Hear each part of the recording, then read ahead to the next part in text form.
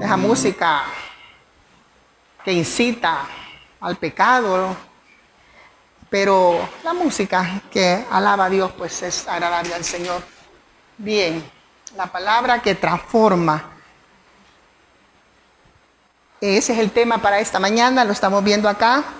La palabra que transforma. Voy a invitarlos a abrir sus Biblias, hermanos, en la carta a los Hebreos, capítulo 4, y buscamos el versículo 12.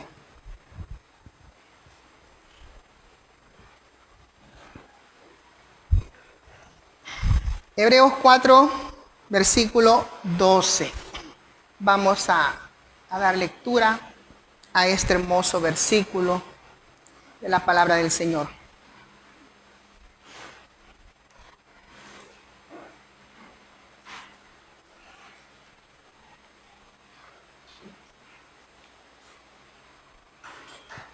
Bien, ¿lo tenemos? Amén. Le damos lectura. Hebreos 4, versículo 12. Porque la palabra de Dios es viva y eficaz, y más cortante que toda espada de dos filos, y penetra hasta partir el alma y el espíritu, las coyunturas y los tuétanos, y discierne los pensamientos y las intenciones del corazón. Amén. Gracias, hermanos, los que estuvieron en pie. Y pues la palabra que transforma, la palabra de Dios cambia la vida de toda persona que busca acercarse a Dios. La carta a los Hebreos, hermanos, vamos a hacer un repaso.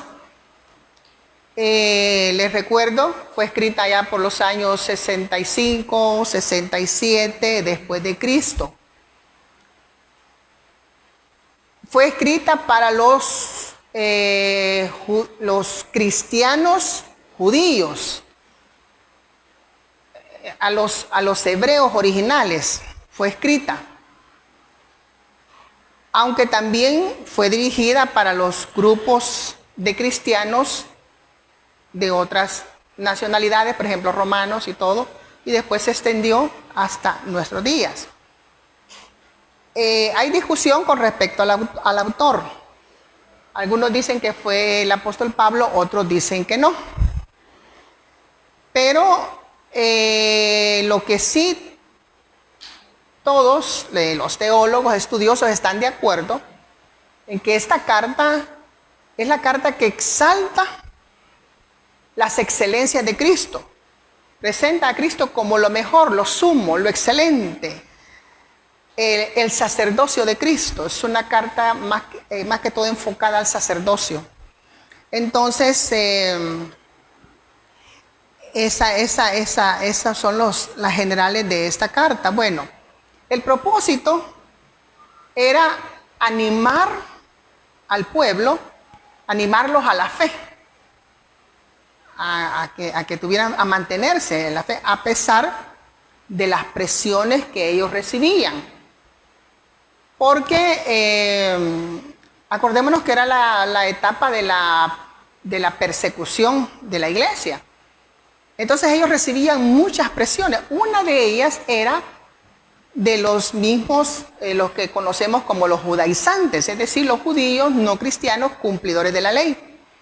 Entonces ellos recibían presiones, muchas presiones. Les decían, mira, pero ustedes están equivocados, hay que hacer esto, hay que hacer estos rituales, hay que...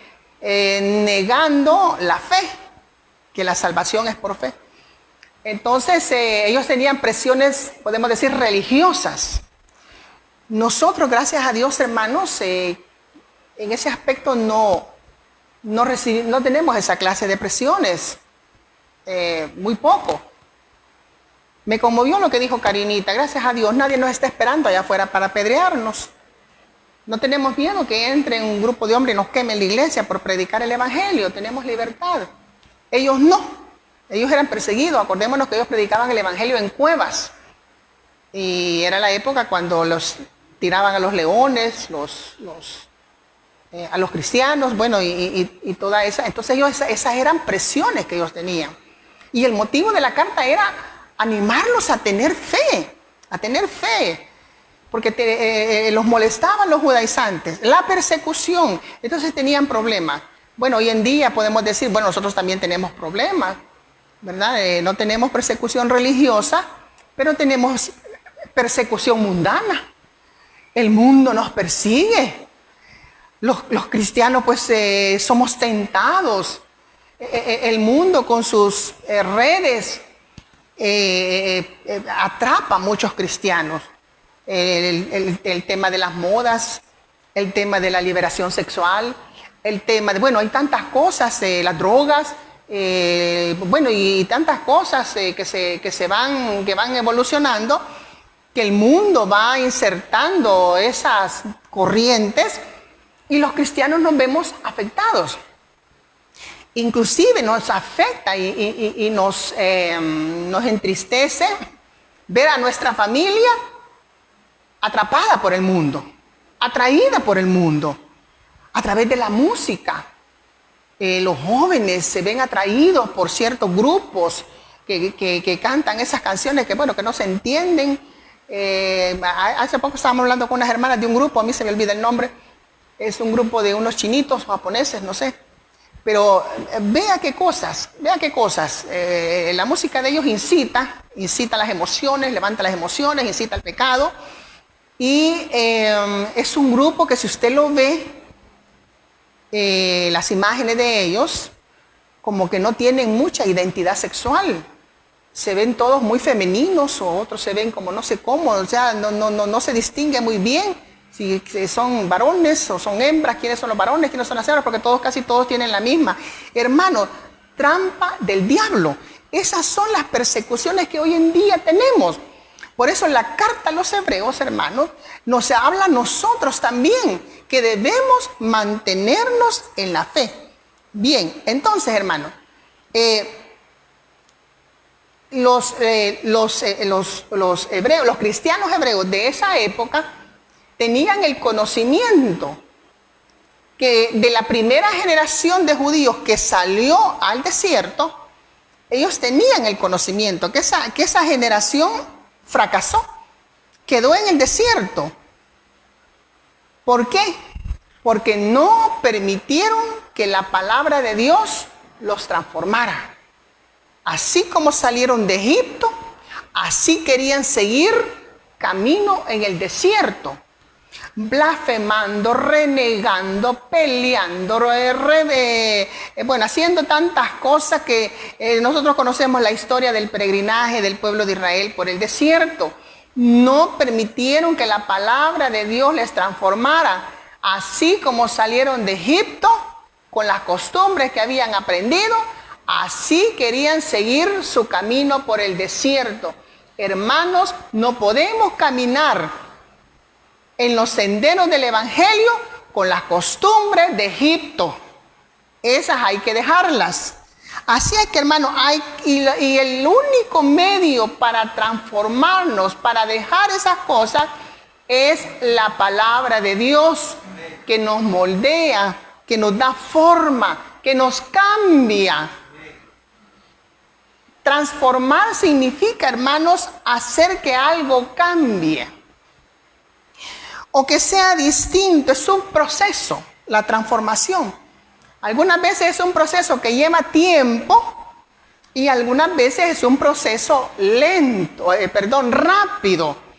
Nosotros conocemos en el Evangelio de personas que, por ejemplo, que han bebido, han tenido el vicio de tomar y llegan al Evangelio y lo dejan inmediatamente. No, dicen, yo ya no tomo.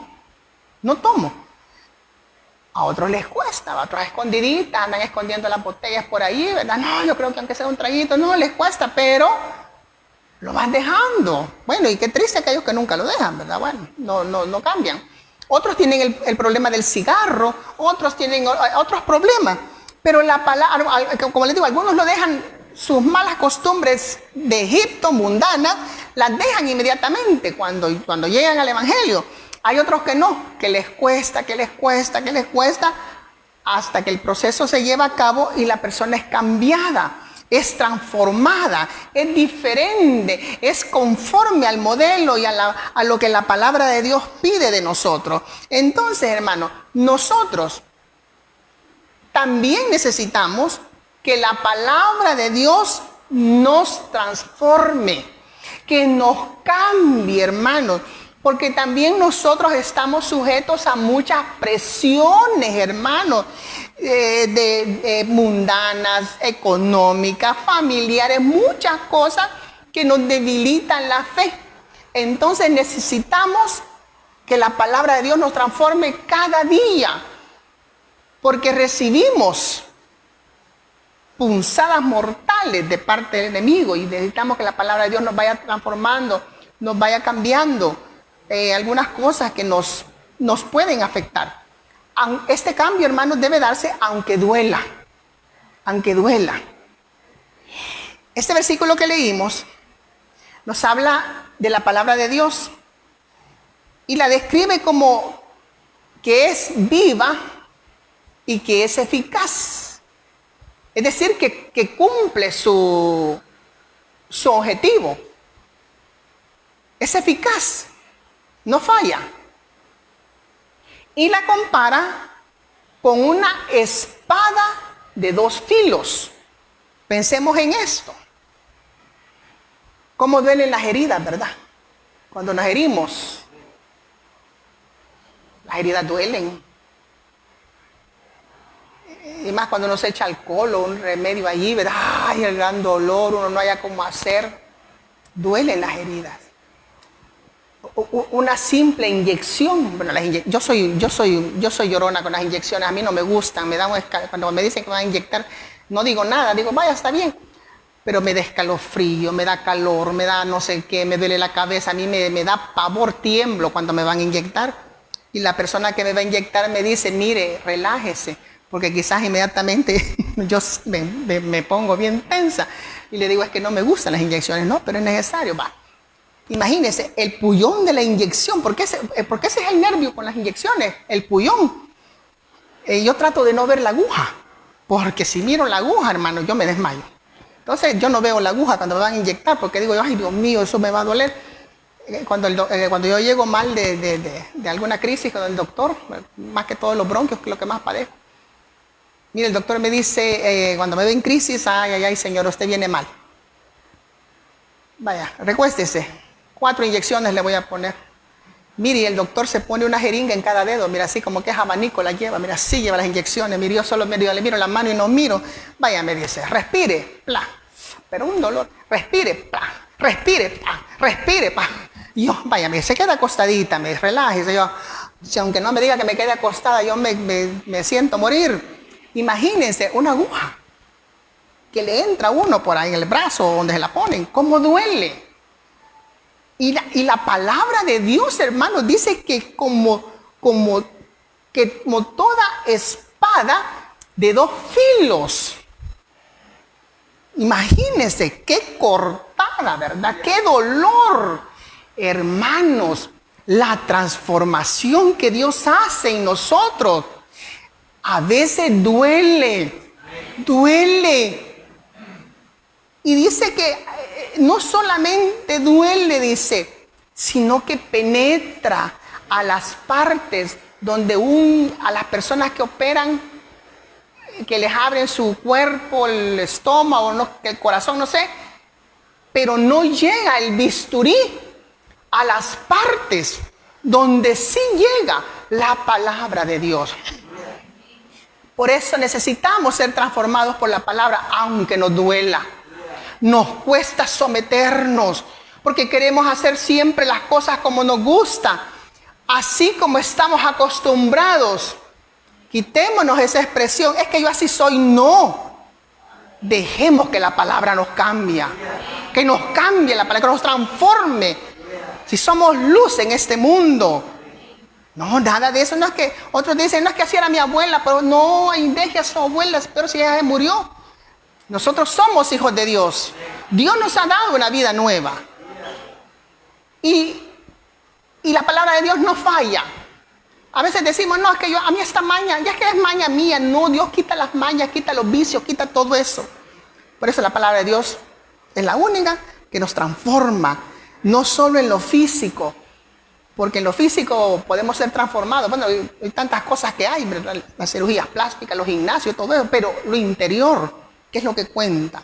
Entonces, hermano, vamos a ver algunos requisitos del cantidad que hay, algunos requisitos para una transformación efectiva. ¿Qué necesitamos nosotros, hermano, para que la palabra de Dios nos transforme? Bueno, una de las cosas que necesitamos, hermanos, es que la palabra de Dios en nuestra vida debe ir acompañada de la fe. Veamos qué nos dice el versículo 2 de este capítulo 4. El contexto que está presentando el escritor, como les decía al principio, es el pueblo de Israel, el caminar del pueblo de Israel por el desierto. Entonces, en el versículo 2 dice, porque también a nosotros se nos ha anunciado la buena nueva como a ellos. Les estaba diciendo a los cristianos judíos, ustedes, la misma palabra que ustedes están oyendo hoy, la oyeron ellos. La misma palabra que nosotros ahora oímos es la palabra que viene desde el principio, hermano. El evangelio no cambia. El Señor dice, yo soy el mismo ayer, hoy y siempre. A veces decimos, no, es que el evangelio antes era diferente. El evangelio es el mismo, porque Dios no cambia. Lo que pasa es que el ser humano le va dando formas como a conveniencia. No, si es que hoy nos agarramos de aquello, no, es que Dios ve el corazón, nada de eso. Entonces el apóstol les dice, ellos también, la misma palabra, a ellos se les anunció la buena nueva, así como ustedes, tuvieron la misma oportunidad que ustedes. Y nosotros tenemos la misma oportunidad que tuvieron los antiguos, pero aquellos fracasaron. Dice aquí, pero no les aprovechó el oír la palabra. ¿Por qué? Por no ir acompañada de fe en los que la oyeron. Hermanos, la palabra de Dios debe ir acompañada de la fe. Cuando oímos un mensaje, tengamos fe que hay una palabra de bendición para nosotros. A veces no todo, pero si es de Dios, es una palabra de bendición. Hagamos de la fe nuestra compañía, hermanos. ¿Qué quiero decir con esto? Que creamos. Cuando estudiemos la Biblia, hermanos, estudiémosla con fe. Que esa palabra va a ser para nuestro beneficio, para nuestro provecho. Es la mejor vitamina. Hoy hay vitaminas para todo, que para regenerar, que para las toxinas, que la vitamina es para nosotros, la vitamina que nos da la palabra de Dios cuando estudiemos la Biblia. Debemos estudiarla con fe. No estudiemos solamente para cuando nos toca predicar. Ay, que me toca predicar, hoy voy a leer la Biblia, hermanos. No. Lea siempre la Biblia, pero hágalo con fe. Si un versículo va a leer, hágalo suyo por fe. Esta palabra es para mí. Uy, ya voy a romper el micrófono. Esta palabra es para mí. Es para que yo cambie. Es para que yo esté fuerte ante las presiones del mundo. Porque, hermanos, esto puedo decirles que esto no va a mejorar. Esto va para peor en muchos aspectos, en muchas razones. Porque el pecado acecha y crece cada día más. Los cristianos debemos estar preparados. Debemos estudiar la Biblia con fe, no para predicar. Ah, es que tal día me han dejado el mensaje. Ah, entonces sí, hoy sí voy a leer la Biblia. Y a veces leemos de pasta a pasta, aunque decimos nosotros que de pasta a pasta. Quiero ver si en Génesis hay algo, no hay. Quiero ver si en Éxodo, no hay. Quiero ver si en Números hay, nada. No, la Biblia es para nuestro beneficio. Es nuestro alimento, pero debe ir acompañada de la fe. No leamos la Biblia para preparar mensajes, para tirarle a los hermanos. Voy a preparar un mensaje y voy a hablar del egoísmo para que el hermano fulano entienda que es para él. No, la palabra es para mí. A mí me va a cambiar las cosas feas que tengo, las mañas que tengo. Es la Biblia la que me va a hablar. Hagamos de la Biblia nuestro alimento diario, hermanos. Ellos fracasaron, dice la Biblia, porque no oyeron con fe. Oían como oír llover. Moisés les decía eso, miren. Ellos oían como oír llover. No, le dijeron a Aarón, hacenos un becerro de oro para que lo adoremos. No se hicieron acompañar de la fe. Dice en el Evangelio según San Lucas, hay una expresión que me llamó la atención en el capítulo 8, en el versículo 18, cuando el Señor está hablando acerca de que no hay nada oculto, que todo sale a la luz, que tengan cuidado. En el versículo 18 les dice, mirad pues cómo oís, porque a todo el que tiene se le dará, y a todo el que no tiene, aún lo que piensa tener, se le quitará. Vaya, la expresión, mirad pues cómo oís. ¿Alguien puede ver lo que oye? Son cosas diferentes, ¿verdad? Mirar lo que oye, uno oye, pero no lo mira. O miramos la música, bueno, a través de un solfeo sí, ¿verdad? Pero en sí, la música es algo abstracto. Solo se oye, solo se percibe, pero no se ve. Los sentidos son diferentes. Uno es el sentido de la vista, otro es el sentido del oído. Este es para oír, este es para ver. Pero la expresión, podemos decir, bueno, quizás se equivocó el Señor. No. El Señor está diciendo, pongan atención a lo que oyen. Eso está diciendo. Pongan atención a lo que yo les estoy diciendo, porque esas son las palabras de Jesucristo. Pongan atención a lo que les digo, es la palabra de Dios, para que no pierdan lo que tienen, para que no pierdan la bendición, no se confíen. Oigan la palabra de Dios con atención. Oigamos, estudiemos la palabra, hermanos, con atención, con fe, porque es la palabra de Dios que nos transforma, Y procuremos también que otros oigan, también la palabra de Dios. Acordémonos que por el oír viene la fe. Qué importante es, hermanos, que más personas oigan la palabra de Dios, oigan el Evangelio. El Evangelio debe ser predicado en todo el mundo. Dice el Señor, cuando este Evangelio sea predicado en todo el mundo, entonces será el fin. No dice cuando sea creído, no dice cuando toda la gente ya se congregue en las iglesias, no dice no, cuando sea oído, porque cada quien, hermano, al oír es responsable si va a obedecer o no va a obedecer, si va a permitir que la palabra de Dios le transforme o no le transforme. Esto pasó con los judíos en el desierto. Entonces, un segundo requisito, hermano, sería que también la palabra de Dios debe ser acompañada de la obediencia. Versículo 6. Dice, por lo tanto, puesto que falta que algunos entren en él, hablando del día de reposo, hablando del reposo del Señor, y aquellos a quienes primero se les anunció la buena nueva, no entraron por causa de desobediencia. La desobediencia, hermanos, es sinónimo, va de la mano con la rebeldía. El que no obedece es rebelde. El pueblo de Dios no quiso obedecer, fueron rebeldes. Cuando leemos la historia nos damos cuenta que ellos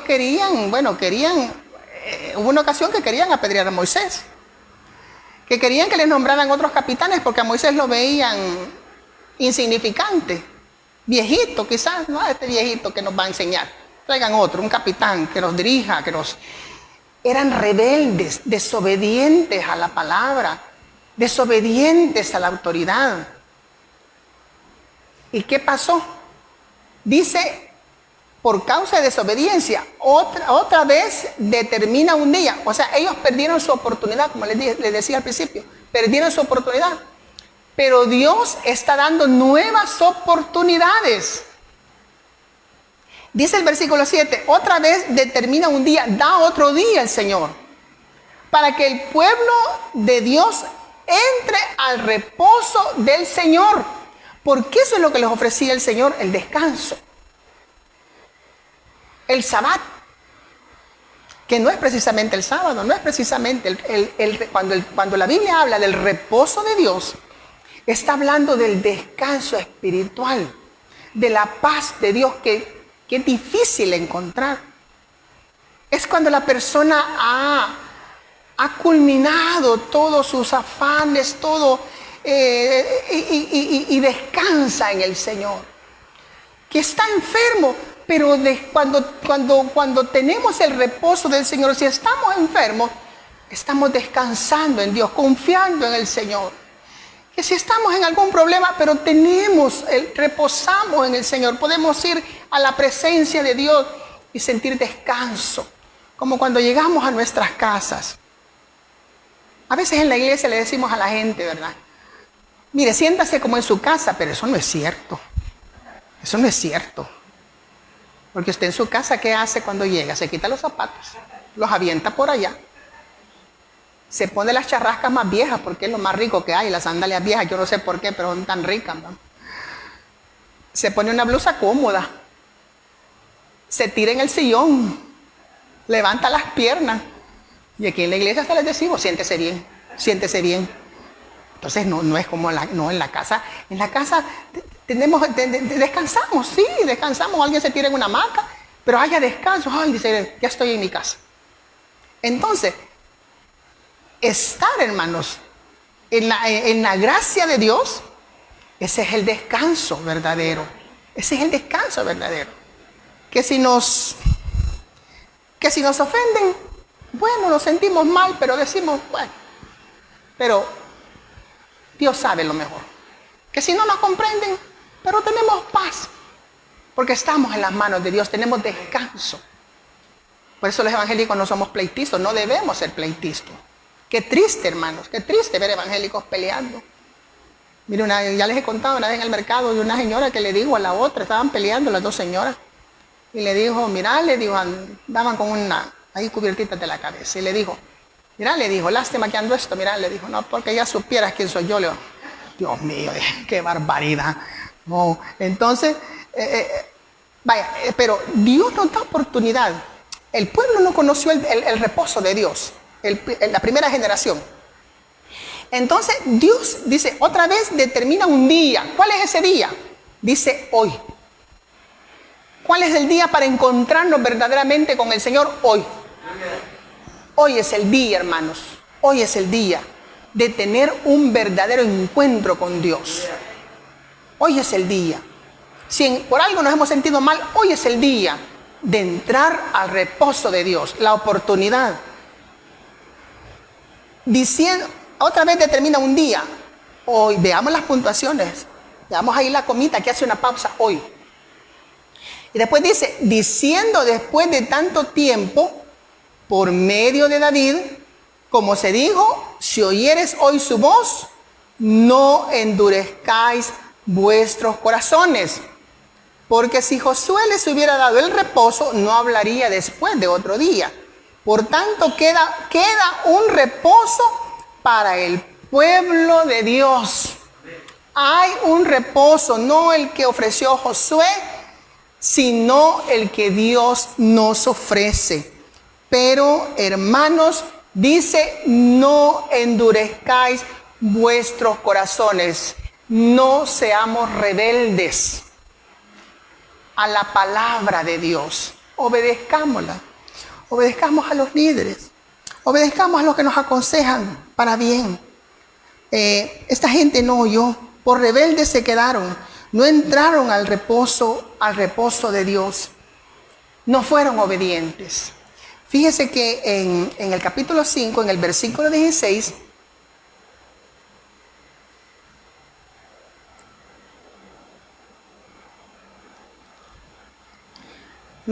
versículo 8. Perdón, versículo 8. 5, 8. Mire lo que dice. Está hablando de los sufrimientos de Cristo en la carne, lo que sufrió. Y dice el versículo 8, y aunque era hijo, y está con H mayúscula, quiere decir que el Hijo de Dios. Y aunque era hijo, por lo que padeció, aprendió la obediencia. Jesucristo fue obediente, aunque padeció. Dice el versículo que antecede, el versículo 7, y Cristo, en los días de su carne, cuando Él se hizo hombre, tomó la forma de hombre, ofreciendo ruegos y súplicas con gran clamor y lágrimas al que le podía librar de la muerte, fue oído a causa de su temor reverente. En su sufrimiento le suplicaba al Padre, le pedía al Padre que le ayudara, pero fue obediente hasta la muerte. Y dice la Biblia, y muerte de cruz. Obedeció. Siendo el Hijo de Dios, sufrió, padeció, pero fue obediente y llegó a la cruz. Así es que, hermanos, Jesucristo nos da ejemplo de obediencia. Hay que ser obedientes, si no, la palabra de Dios no es efectiva en nosotros si siempre queremos hacer lo que nos da la gana. Es un problema. Ser obediente es ser humilde. Ser obediente es reconocer la soberanía de Dios, que Dios tiene el control. Hay un momento en que nosotros nada podemos hacer, pero Dios tiene el control. Ser obediente es confiar en Dios. Confiemos en Dios. Otro requisito, hermanos, es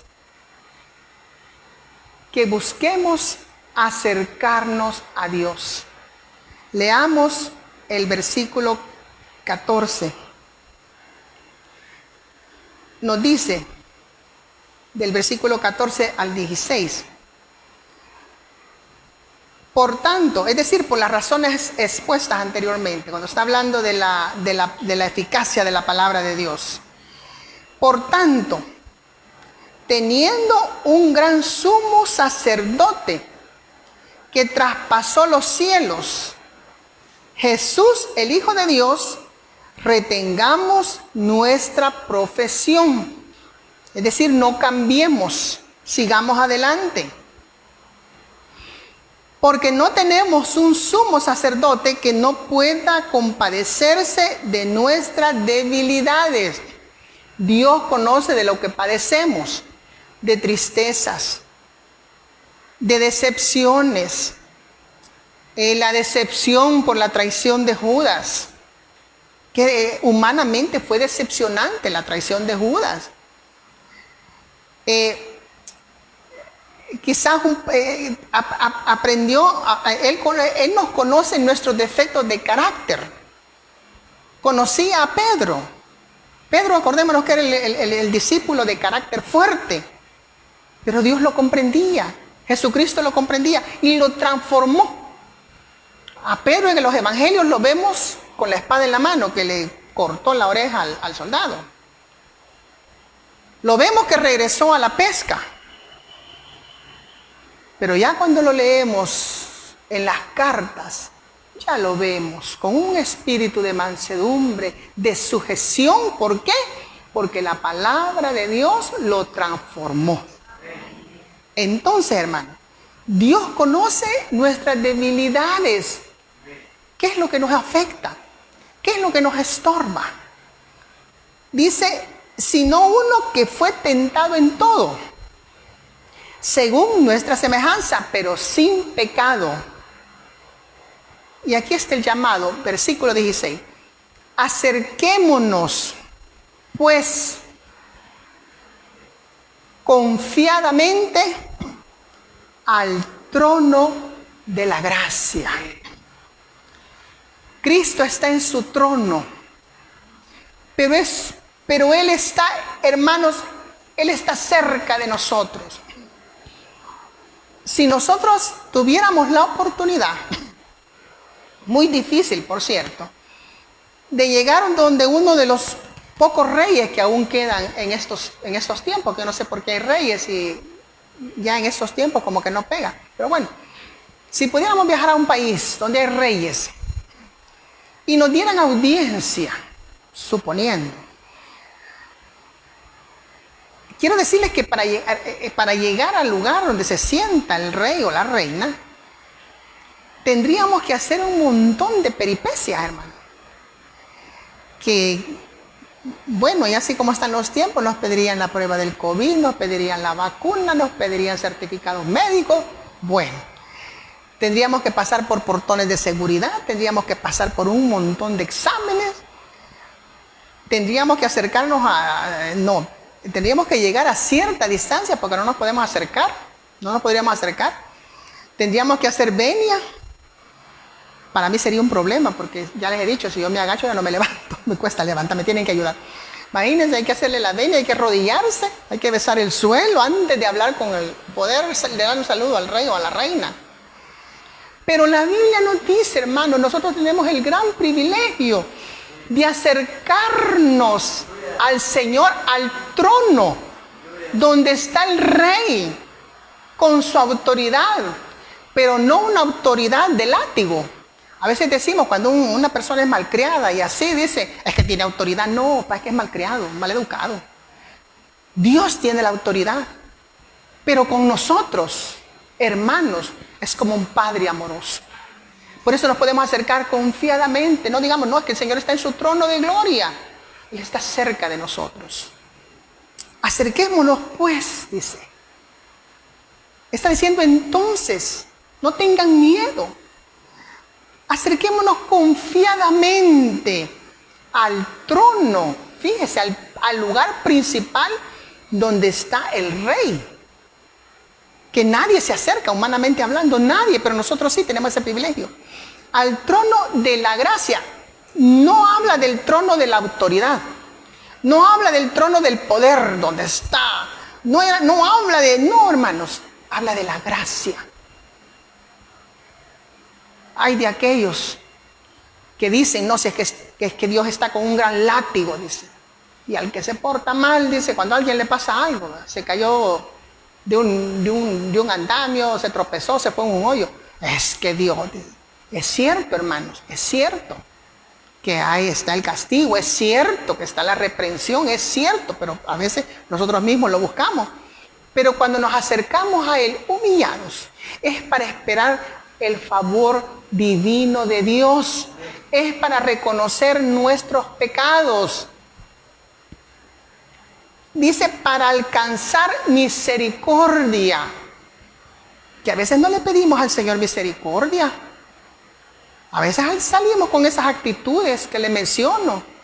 Es que yo no puedo cambiar. No, pidámosle al Señor misericordia y hallar gracia para el oportuno socorro, porque nosotros necesitamos, hermanos, la ayuda de Dios. Necesitamos la ayuda de Dios. Solos no podemos. Por eso Jesucristo dijo, sin mí nada podéis hacer. Necesitamos el socorro de Dios. Y que Dios nos transforme. Que podamos ser humildes. Que podamos tener fe. Que dejemos la soberbia, que dejemos el orgullo. En algún momento hay brotes de soberbia, todos lo tenemos. No, pero yo no digo nada. No, pero yo mejor no, a veces tenemos brotes de soberbia. Pero por eso hay que llegar al trono de la gracia para decirle al Señor, ay Señor, yo creo que yo soy soberbio.